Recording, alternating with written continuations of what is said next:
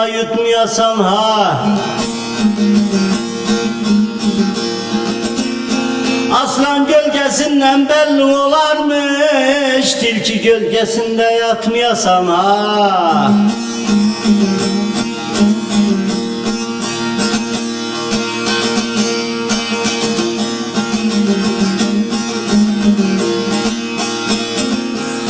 Vatana sahipsiz yavruzan koru yurdunu, dayım Muzaffer Kılşan'ın ordunu.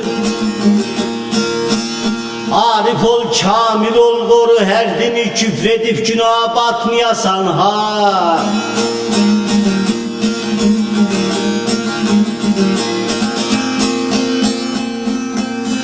Sensin hürriyetin bize nişanı, zakala köpeğe verme meydanın.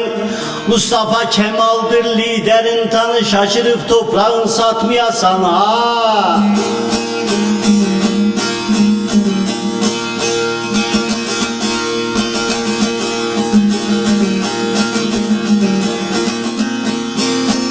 Seyyatın İsrafil sözün amacı, kendi kardeşine olma yabancı.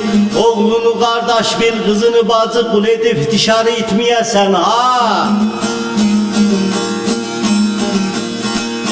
Oğlunu kardeş bil, kızını bacı, kul edip dışarı itmeyesen ha.